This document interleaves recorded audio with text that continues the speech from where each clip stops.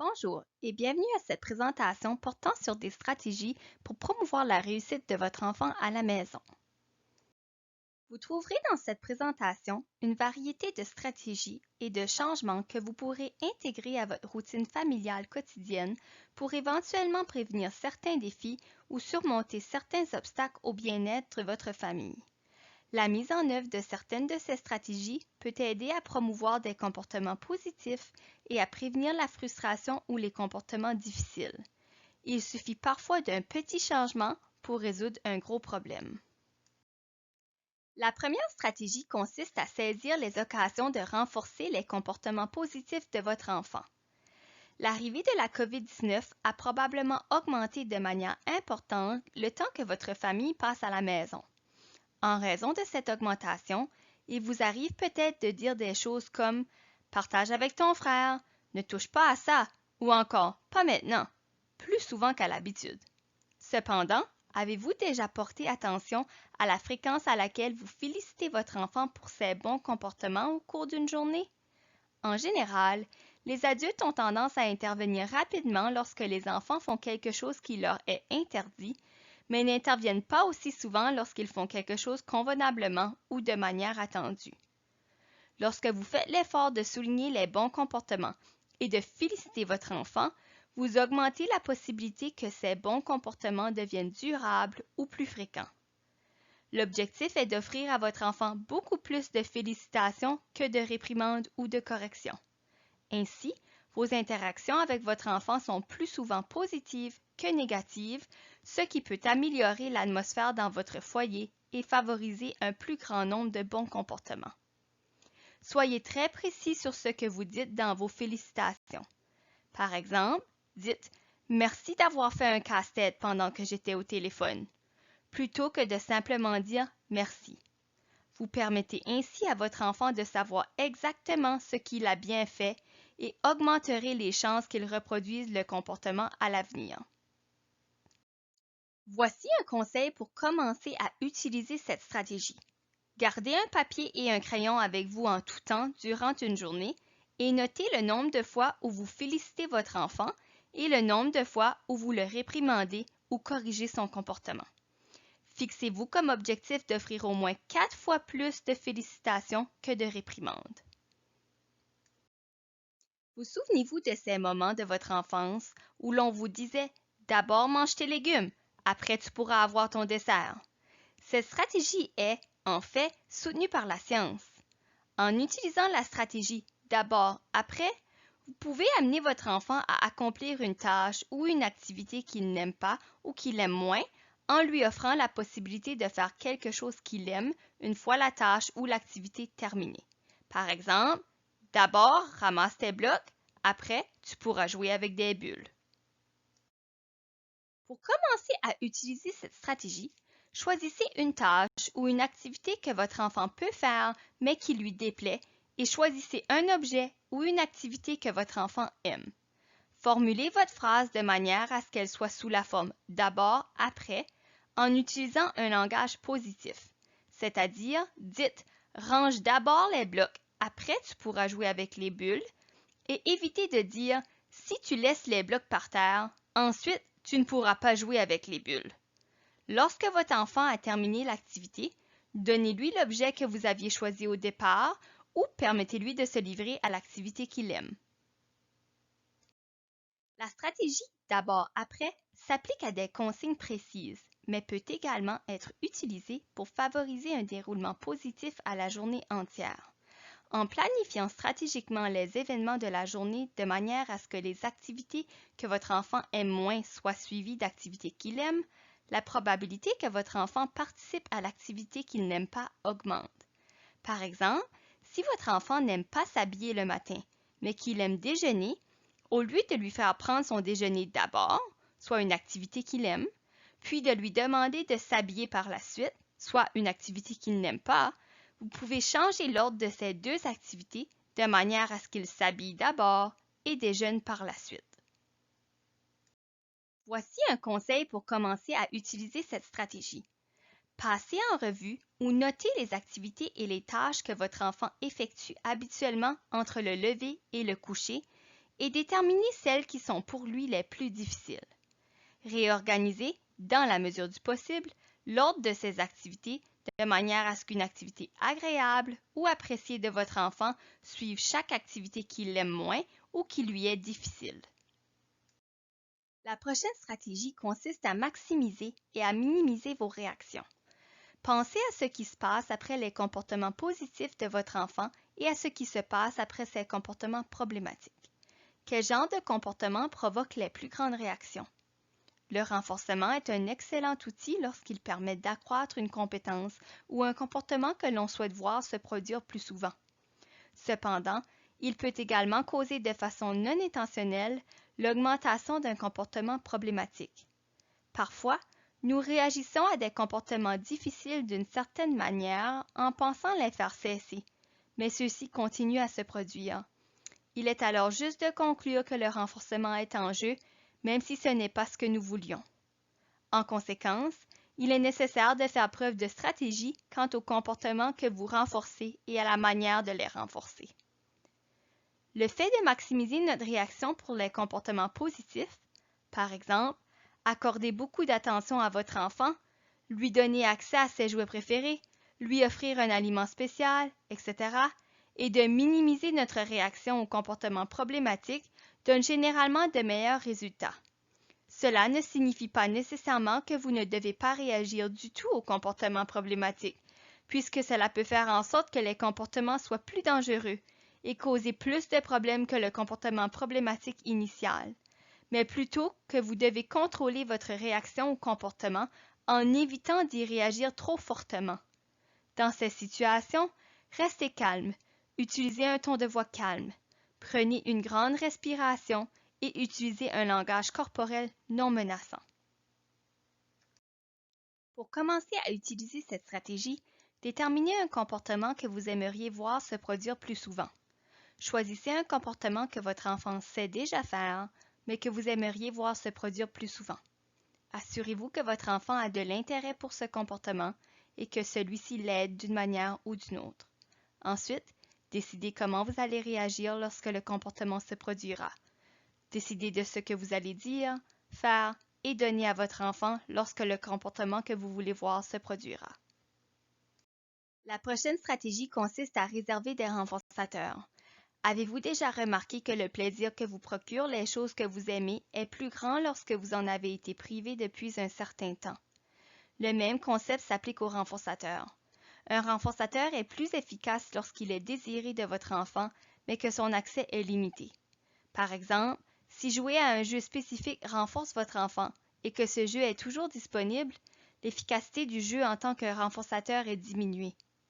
Si vous rangez le jeu et que vous le réservez pour récompenser l'apprentissage à la maison ou l'acquisition d'une nouvelle compétence, vous augmentez la valeur du jeu comme renforçateur pour votre enfant. Pour commencer à utiliser cette stratégie, pensez à un objet que votre enfant aime. Essayez de le ranger durant un jour ou deux. Observez ensuite si sa valeur augmente pour votre enfant lorsque vous le ressortez. De nombreux enfants réussissent mieux lorsqu'ils ont des routines stables. Les routines apportent un réconfort à votre enfant en l'aidant à savoir à quoi s'attendre dans sa journée. Les changements de routine peuvent parfois entraîner des problèmes de comportement.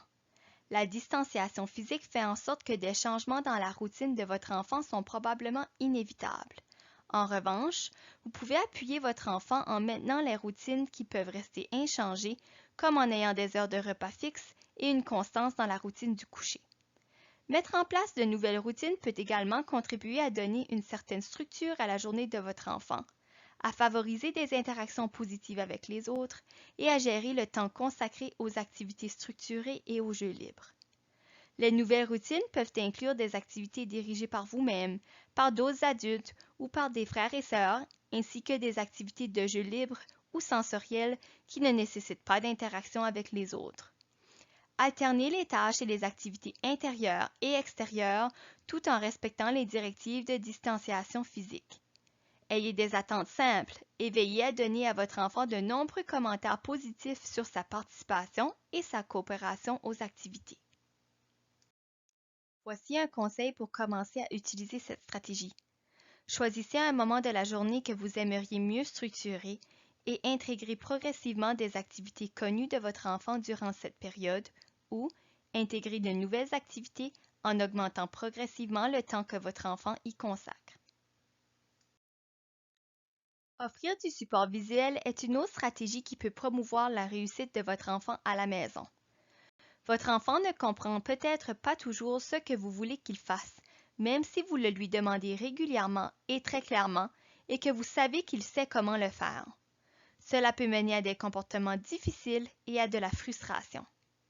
Certains enfants comprennent mieux lorsque le comportement attendu leur est montré plutôt que simplement dicté. Intégrer du support visuel dans la journée de votre enfant peut l'aider à visualiser ce que vous attendez de lui et à mieux comprendre ce qui va se passer. Les horaires visuels, les images et les minuteries visuelles ne sont que quelques exemples d'outils visuels vers lesquels vous pouvez vous tourner. Pour plus d'informations sur l'utilisation d'horaires visuels, consultez la ressource en ligne ou regardez la vidéo Stratégie gagnante pour gérer les changements durant la COVID-19 créée par le Partenariat d'apprentissage en autisme.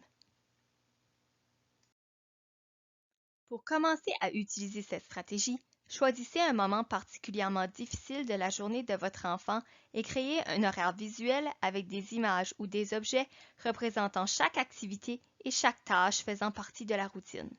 Par exemple, si la routine du coucher est difficile, vous pouvez créer un horaire visuel qui en montre les étapes. Par exemple, prendre un bain, se brosser les dents, lire un livre, aller aux toilettes et se coucher. La prochaine stratégie consiste à modifier l'environnement de votre enfant. Cette mesure proactive simple donne souvent de bons résultats. Elle consiste à changer quelque chose qui facilite un comportement positif, qui augmente la probabilité qu'un comportement positif soit adopté ou encore qui réduise la probabilité qu'un comportement problématique soit adopté. Voici quelques exemples de modifications qui peuvent être apportées. Trouvez des doubles des objets préférés de vos enfants afin d'éviter les conflits liés au partage. Mettre les objets non disponibles hors de la vue de votre enfant et ne les sortir que lorsqu'ils sont disponibles. Par exemple, ne sortez la tablette électronique qu'à un moment précis de la journée lors duquel votre enfant peut l'utiliser et gardez-la hors de sa vue le reste de la journée. Limitez l'accès au matériel et aux activités associées à un comportement problématique.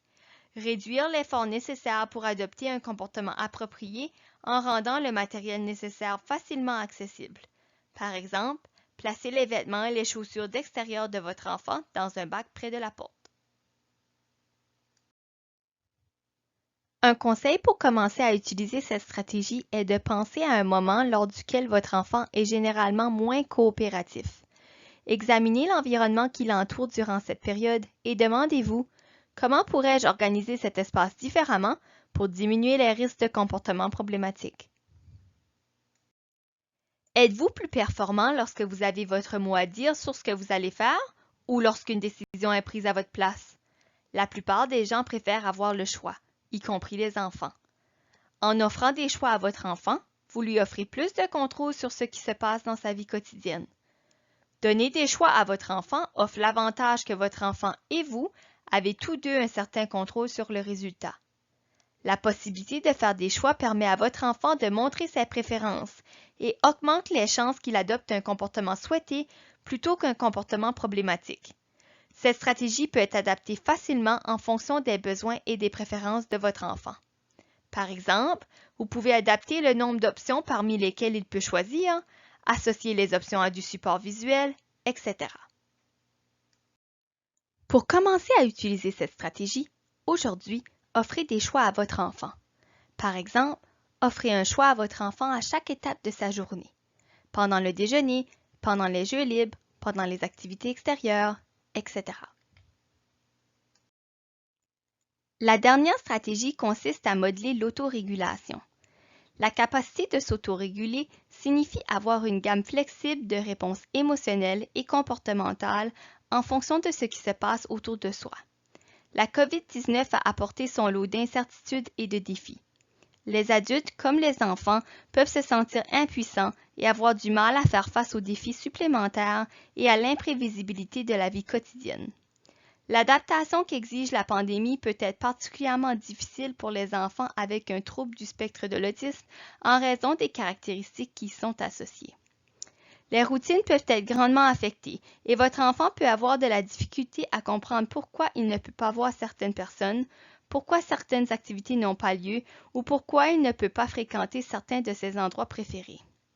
Si chacun gère cette situation à sa manière, faites de votre mieux pour montrer une bonne autorégulation afin d'aider votre enfant à apprendre à réagir à ces changements et à l'incertitude. Vous pouvez lui montrer qu'il est normal de se sentir bouleversé, comment réagir calmement aux changements inattendus, comment prendre soin de soi, etc. Comme on le dit dans les avions, mettez votre propre masque à oxygène d'abord. Commencez donc par prendre soin de vous. Mangez régulièrement, dormez, bougez, restez en contact avec votre famille et vos amis et demandez de l'aide quand vous en avez besoin. De plus, laissez votre enfant vous observer et apprendre de vos expériences. Si vous vous sentez bouleversé, vous pouvez dire « Je me sens vraiment frustré en ce moment. J'ai besoin de prendre quelques grandes respirations. » Pour plus d'informations et de conseils sur l'autorégulation pendant la COVID-19, consultez la ressource en ligne La santé mentale et l'adaptation psychologique pendant la pandémie de COVID-19 créée par le gouvernement du Nouveau-Brunswick. Vous n'avez pas à utiliser toutes les stratégies proposées dans cette présentation, ni à en utiliser plus d'une à la fois. Vous connaissez mieux votre enfant et son environnement familial que quiconque. Choisissez une stratégie qui, selon vous, contribuerait à répondre aux besoins de votre famille et de votre enfant. Essayez cette stratégie durant quelques jours et ajustez-la en fonction des résultats. Soyez indulgent envers vous-même lorsque vous essayez de nouvelles stratégies, puisqu'essayer de nouvelles choses peut être difficile. Vous ne savez pas par où commencer? Si vous travaillez avec une équipe, entrez en contact avec elle, communiquez vos appréhensions et collaborez à la mise en œuvre des stratégies qui vous conviennent. De plus, si votre enfant adopte des comportements problématiques qui présentent un risque pour sa sécurité ou celle d'autrui, veuillez contacter les professionnels de votre région pour obtenir de l'aide afin de remédier à ces comportements.